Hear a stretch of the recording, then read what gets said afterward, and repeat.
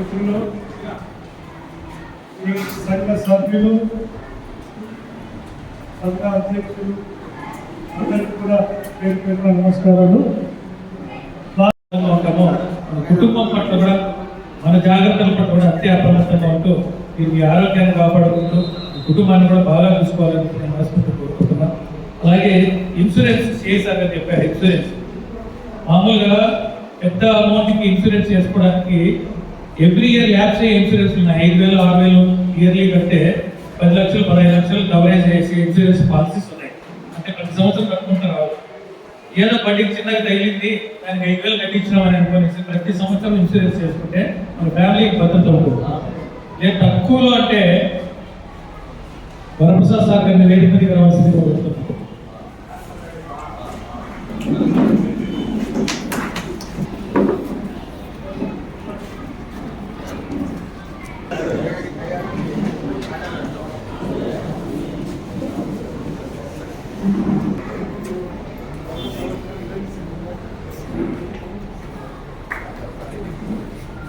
అభినందన ఎందుకంటే వీళ్ళు ఎలా కష్టపడింది. మన విషయాలు చాలా ఉన్నాయి. మనం మాట్లాడుకుంటే అధికారుల సమయం చాలా విలువైనది కాబట్టి వాళ్ళ సమయం కేటాయించి వాళ్ళ ప్రోగ్రామ్ తీసుకున్న తర్వాత మళ్ళీ మనం మాట్లాడుతున్నాం. ఆ మినిమం ఇన్సూరెన్స్ కూడా ప్రైమ్ మినిస్టర్ జీవన్ జ్యోతి బీమా యోజన పాలసీ ఉంటుంది. 436 రూపాయలు ఎంతో సంవత్సరానికి 2 లక్షలు ఇన్సూరెన్స్ కవరేజ్ వస్తుంది. 2,440,000 రూపాయలు పాలసీలు కొంచెం చూసి ఇయర్లీ 10 లక్షలు కవర్ అయినట్టు ఇన్సూరెన్స్ చేసుకుంటే ఫ్యామిలీకి కూడా భద్రత ఉంటుంది. ఆ విషయాలు డీటెయిల్గా మాట్లాడుతున్నాం. వాళ్ళ సమయం చాలా విలువైంది కాబట్టి చివరిగా సార్ వాళ్ళతో మాట్లాడేస్తున్నారు. వాళ్ళని ఉద్దేశించి ముఖ్యమైన సూచనలు చేయవలసిందిగా వరప్రసాద్ సార్ కోరుతున్నాను. సో ఈ డ్రైవర్స్ అసోసియేషన్ అందరూ నాకు తెలియదు. ఇందాక మాట్లాడుతుంటే అన్న చెప్పండి అసోసియేషన్ ప్రెసిడెంట్ అన్నాడు. అసోసియేషన్ ప్రెసిడెంట్గా స్కూల్ యాజమాన్యం వీళ్ళతో పాటు అనిల్ కుమార్ అన్న, తర్వాత గౌరవ ఆర్టీఓ సారు ఈ కార్యక్రమం పెట్టారని చెప్పేసి అంటే మంచిది లేదు సార్, వస్తా అని చెప్పాను నేను. విషయం ఏమంటే ఎట్లాగూ పనిలో పని మాకు కూడా గవర్నమెంట్ ఒక 1 మంత్ ప్రోగ్రామ్ ఇచ్చింది. సాగు చేసుకోవాల్సిన విషయం మాకు తెలుసు. 1 month programme government 1 month programme ఇచ్చింది. అది సార్కు తెలుసు. ప్రతిరోజు ఒక కార్యక్రమం అవేర్నెస్ కింద డ్రైవర్లకు కానీ పబ్లిక్ కానీ రోజువారీ ప్రోగ్రామ్ వచ్చింది. ఈ రోజు కూడా క్విజ్ ప్రోగ్రామ్ పెట్టమంటే స్కూల్లో ఆల్రెడీ గవర్నమెంట్ స్కూల్ సంబంధించి ఆల్రెడీ పోయొచ్చాం. అదృష్టానికి ఇక్కడ మేము పనిచేస్తున్నాం. ఇక్కడ పనిచేసేటప్పుడు అన్నా వాళ్ళు కానీ స్కూల్ యాజమాన్యం కావచ్చు, ఈవెన్ గవర్నమెంట్ స్కూల్ కావచ్చు, లేదా బ్లూమూల్ కావచ్చు, ఎవరు కూడా మేము అడుగుతానే పలానా రోజు పలానా ప్రోగ్రామ్ పెట్టుకుంటాము, మీ పిల్లలు కొంచెం ఎంగేజ్ చేయాల్సి వస్తుందంటే ఖచ్చితంగా వాళ్ళు ఎప్పుడైనా రెడీ అంటున్నారు. అదొక హ్యాపీ. రెండోది ఏంటంటే ఎలాగో మన last 1 week back 10 days back ఇదే ప్రోగ్రాంలో భాగంగా నేను వచ్చాను. ఒకసారి మీ అందరితో కూడా మాట్లాడాను. పదే అదే విషయాలు చెప్పడం ఎందుకని కాదు, కానీ ఒక 3-4 ఇష్యూస్. నెంబర్ 1, మన టౌన్ సంబంధించి కాస్త ఇరుకైన సిటీ టౌన్, ప్రధాన రహదారుల తప్ప మిగతాన్ని కూడా ఇబ్బంది కలిగి ఉంటుంది. ఎక్కువ స్కూల్ బస్సులు మార్నింగ్ కానీ ఈవినింగ్ కానీ స్కూల్ బస్సులు వచ్చే టైంలో కాస్త జాగ్రత్తగా కొంచెం సహనం ఉండాలని నా రిక్వెస్ట్. మీరు పబ్లిక్తో కొట్టాలన్నా లేదా చిన్న వాహనాలతో కొట్టాలన్నా కూడా అల్టిమేట్గా మీదే తప్పు కింద వాళ్ళు క్రియేట్ చేస్తారు. కొన్ని భారీ వాహనాలు వస్తూ ఉంటాయి. దాంతోపాటు మనకి కూడా పెద్ద బస్సులు చాలా సందులు కూడా పెద్ద ఉన్నాయి. సుమారుగా బస్సులు ఎక్కువ సంఖ్యలోనే ఉన్నాయి. ఎక్కువ ఎర్లీ మార్నింగ్ 8 నుండి 9:30 వరకు క్రికెట్ ఆడుతుంటాం. ఈవినింగ్ 4 నుండి 5:30 వరకు అప్పుడు ఇబ్బంది ఉంటుంది. దయచేసి మళ్ళీ రిక్వెస్ట్ ఏంటంటే మీ రోజువారీ మీ యొక్క ఏదైతే డ్రైవింగ్ స్కిల్స్ కూడా పెంచుకోవాల్సిన అవసరం ఉంది. తర్వాత పబ్లిక్తో గొడవపడాల్సిన అవసరం లేదు. కొంచెం ఓపికగా చిన్న వెహికల్స్తో పోతే ముందే వెళ్ళనేది నా వ్యక్తిగత అభిప్రాయం. తర్వాత డ్రైవింగ్ స్కిల్స్ అప్డేట్ కావాలా వద్దా, ఇది మా డిఎస్పీ గారు గతంలో 20 ఇయర్స్ బ్యాక్ ఉద్యోగులకు కొత్తగా వచ్చినప్పుడు డ్రైవర్ నేర్చుకున్నాడు కదా, వానికి ఏం స్కిల్స్ ఉంటాయి అదే స్కిల్ కదా వానికి కొత్తగా నేర్చేది అని చెప్పేసి అన్నాడు. ఇప్పుడు అప్పుడు ఆయన చెప్పిన మాట కరెక్ట్ ఏమో, కానీ ఇప్పుడు కంప్యూటరైజ్ వెహికల్స్ వచ్చిన తర్వాత అవగాహన లేకపోతే బండి మీద ఉపయోగమే లేదు. సో ఏదైతే సిగ్నల్స్ పడతా ఉంటాయో అది ನೀವು అబ్జర్వేషన్ లేకపోతే బండి నిలబడిపోతుంది, కదలే కదా. కొన్ని సందర్భాల్లో లారీలు ఏమైతే కంప్యూటరైజ్ అయితే కరెక్ట్ అనేది అవగాహన లేదు, కానీ ఆ లారీలు నిలబడిపోయిందంటే at least 16 wheelers 14 wheelers vehicles road మీద 1 ఇంచు కూడా దాన్ని కదిలించలేము. ఎందుకంటే టెక్నికల్గా వాడు కంపెనీ వాడే రావాలా, ఒక రోజంతా కూర్చోవాలా, ట్రాఫిక్ జామ్ అయిపోతుంది. గతంలో అయితే ఈవెన్ 1 ఇంచు కూడా కదలదు బండి. అది మీకు ఐడియా ఉంటుంది బహుశా. ఇప్పుడు టెక్నికల్ వెహికల్స్ పెరిగిపోయిందా, ఆ పెద్ద వెహికల్స్ ఆ ప్రాబ్లం ఉంది. అదొకటి. ఇంకొకటి వచ్చేసి సో సులభంగా మాట్లాడే పేరు ఒక ఒక్కరు తప్పు చేస్తే అందరికీ అంతకంటే దాంట్లో పోలీసులకు డ్రైవర్లకు ముందుంటాం మనం. పబ్లిక్ విమర్శల్లో మనం ఫస్ట్. ఎందుకు ఒక కానిస్టేబుల్ తప్పు చేశాడంటే వాళ్ళంతా దొంగలే, అనామకులు అంతే, వీళ్ళు ఇంతే. ఒక డ్రైవర్ తప్పు చేశాడంటే డ్రైవర్ ఉన్నావు పదాలు అమనాభూతులని మొత్తం కలిపేస్తారు. దాంట్లో నువ్వు మంచి సేట పక్కకు పోతుంది. సులభంగా దొరికిపోయే వాళ్ళలో డ్రైవర్లు పోలీసులు పనుకుంటాం. కాబట్టి దయచేసి మన దగ్గర తప్పులు జరగలేదు.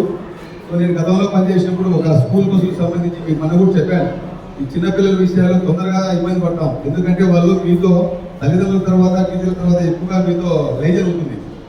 వాళ్ళకి మిమ్మల్ని చూస్తాను ఎంత ఆనందంగా కంతులేస్తారంటే ఆ పరిస్థితిలో నేను గతంలో కోయిలకుంటలో పనిచేసినప్పుడు 3 పొరపాట్లు జరిగాయి.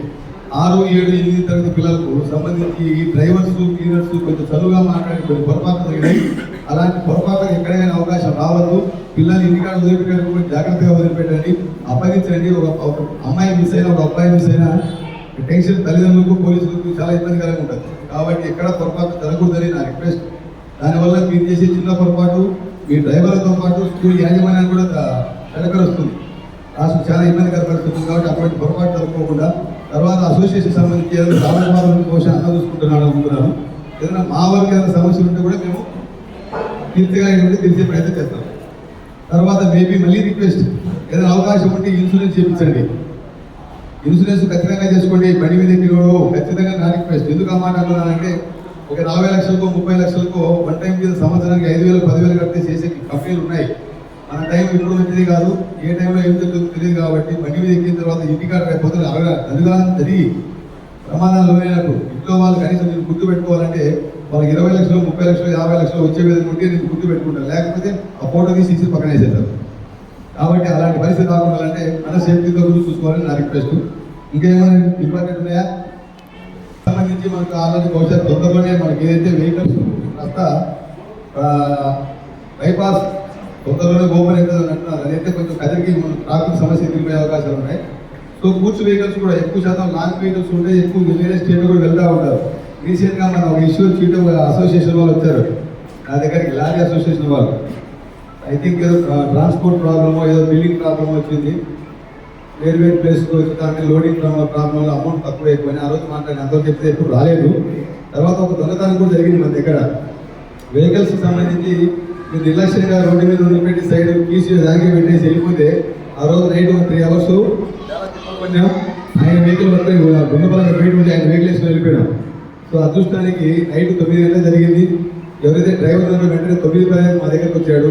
సార్ ఫలానా నెక్స్ట్ చెక్ చేస్తే అంతా అలర్ట్ చేస్తే నల్ల చెరువు సీక్వెల్గా వెతుకుంటూ పోయినాం. వాడిని టేక్ ఓవర్ తీసుకొచ్చే దానికోసం తిప్పలు పడితే వెహికల్ కావాలి. ఈయన వెహికల్ బయట ఉన్నది, అన్న వెహికల్. ఆయన చెప్పలేదు, వెళ్ళిపోయినాం.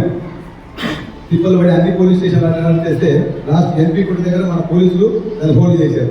దాదాపు 16-17 లక్షల లారీ పోయిన తర్వాత తిరిగి రాదు. మీరు కేర్ తీసుకోవాల్సిందే.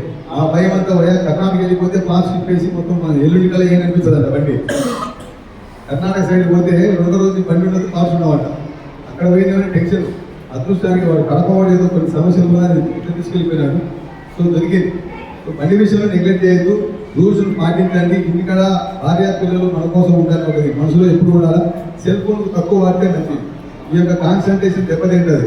ఎవడో అప్లోడ్ ఫోన్ చేస్తాడు, ఇంటికాడ భార్య ఫోన్ చేస్తాడు, 2-3 సమస్యలు ఉంటాయి. ఆ సమస్యలు ఆ కోపం మీద రిఫ్లెక్ట్ అవుతారు. చాలా పాటిస్తూ ఎలాంటి ఇబ్బందులు లేకుండా వారి యొక్క సుఖ జీవనాన్ని సాగిస్తున్నారు. కాబట్టి అందరూ కూడా అభినందనీయులు.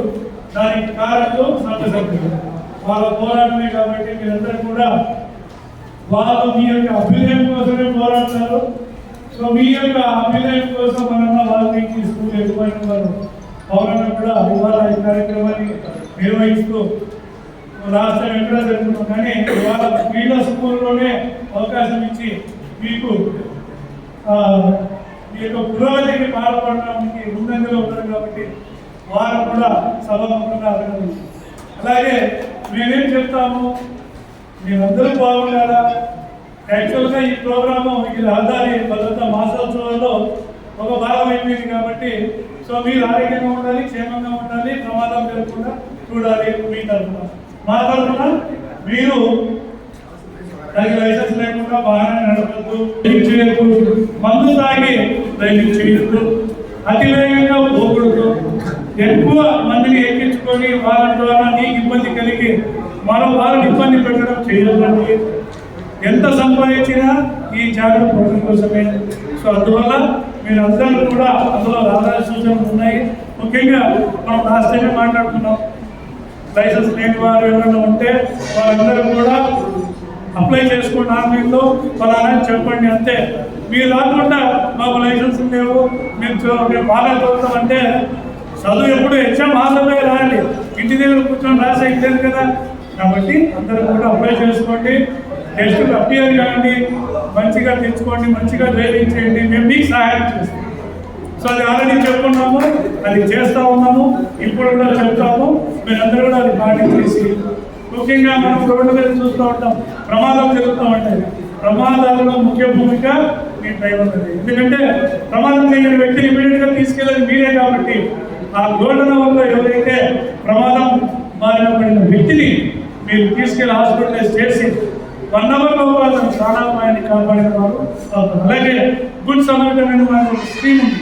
ఆ గుడ్ సమర్థన్ అనే స్కీమ్ అంటే ఏమంటే, ఒక బాధ్యత గల వ్యక్తి ఒక ప్రమాదం జరిగినప్పుడు అతని యొక్క సమాచారాన్ని గుర్తుగా ఉంచవచ్చు, లేదా చెప్పి అతని ఇన్ఫర్మేషన్ బయటకు తెలియజేయవచ్చు. అలాగే అతను వాళ్ళ 108 కానీ పోలీసు వాళ్ళు కానీ మెడికల్ డిపార్ట్మెంట్ కానీ ఆ ప్రమాదం జరిగిన సమయంలో వాళ్ళు తీసుకెళ్ళి ఆ యాక్సిడెంట్ని వాళ్ళకి చెప్పేసి ఆ ప్రమాదంలో మన వ్యక్తిని ఇమీడియట్గా హాస్పిటల్ చేసేటి గుడ్ సర్టిఫికేట్ ఒక సర్టిఫికేట్ ఇస్తారు. దానికి తోడు పారితోషికం ఉంటుంది.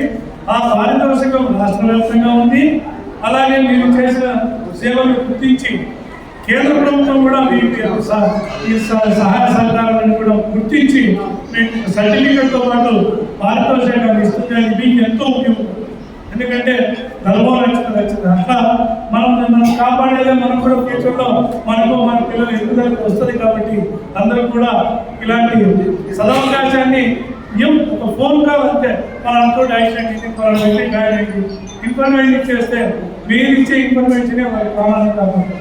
కాబట్టి మనము ఒక రోడ్డు మీద ప్రమాదం జరిగిందంటే ఆ ప్రమాదం కాదు, కుటుంబాన్ని వీధులు పాలన చేసినట్టు. కాబట్టి ఆ యొక్క మనసులో పెట్టుకొని దాన్ని ప్రతి ఒక్కరు కూడా, ఎందుకంటే నాకేం పట్టింది అనుకుంటే తప్పది.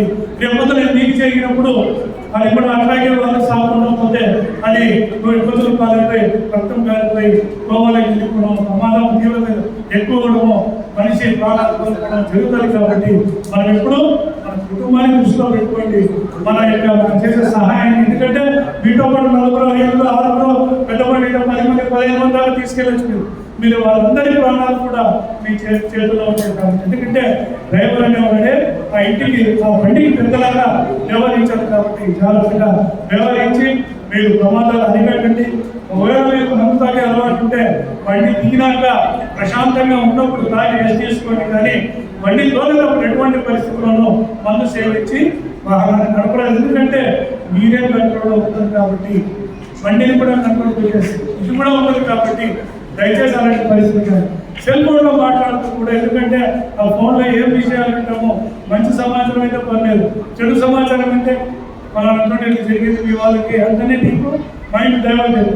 అందువల్ల ఇలాంటి విషయాలను గుర్తించుకొని మీరు ఎవరికాలము ఎల్లవేళలా బయటకు మీ కుటుంబ సభ్యులు ఉన్నారు, వారికి నేను ఆదరణ ఆధారము నా యొక్క జీవనాధారం అదే. కాబట్టి వాళ్ళ భవిష్యత్తుకి నేనే ఉంటాను. కాబట్టి నేను బాగుంటే వాళ్ళు బాగుంటారని మంచి సహకారం, ఒక మంచి ఆలోచన డ్రైవింగ్ చేయండి. బళ్ళు కండిషన్లో పెట్టుకోండి, లైసెన్స్ తీసుకోండి, లైసెన్స్ ఎప్పుడప్పుడు రెన్యువల్ చేసుకుంటూ ఉండండి. మీరు ఆరోగ్యంగా ఉండండి. ఇతరులను ఎటువంటి ప్రమాదాల బారిన పడకుండా కాపాడే బాధ్యత డ్రైవర్లు. కాబట్టి అందరూ కూడా ప్రశాంతంగా ఇక్కడే ఉంటాం. పైకి పోయి ఎక్కడ ఉండేదో పైన శిక్షణ శాఖలో ఇంకా ఉండేదో ఉన్నాం. అలా చెప్తున్నానికి మనందరూ కూడా ఇక్కడే ఉండి ప్రశాంతంగా అందరూ బాగుండాలి, అందరూ బాగుండాలి. నాకు ఈ అవకాశం ఇచ్చిన వాళ్ళు బాగున్నాయి. అలాగే మీరందరికీ కూడా సభ్యులు అందరూ బాగున్నారా, వాళ్ళతో వాళ్ళని ఆదర్శంగా తీసుకొని మీరందరూ బాగున్నారని కోరుతూ ధన్యవాదాలు తెలియజేస్తున్నాను. అందరికీ కూడా మా స్థానిక ఎమ్మెల్యే గారు కలుసుకుంటారా వాళ్ళ వెంకటప్రసాద్ గారి సహకారంతో కిమ్స్ సలహా హాస్పిటల్ వారి సౌజన్యంతో సో అన్న ప్రారంభిస్తారు వచ్చి, సో అన్న కూడా వస్తారు, మన సిఐ గారు వస్తారు, డిఎస్పీ గారు వస్తారు. సో మీరందరూ కూడా వచ్చి అక్కడ జనరల్ చెకప్, గుండె సంబంధము, కంటి పరీక్షలు ఇవన్నీ చేస్తారు. ఈ అవకాశాన్ని మీరందరూ కూడా ఉపయోగించుకొని ఈ ఆధార భద్రత ఉద్యోగంలో భాగస్వాములు కావాలి అని కోరుకుంటూ ధన్యవాదాలు తెలియజేస్తున్నాను.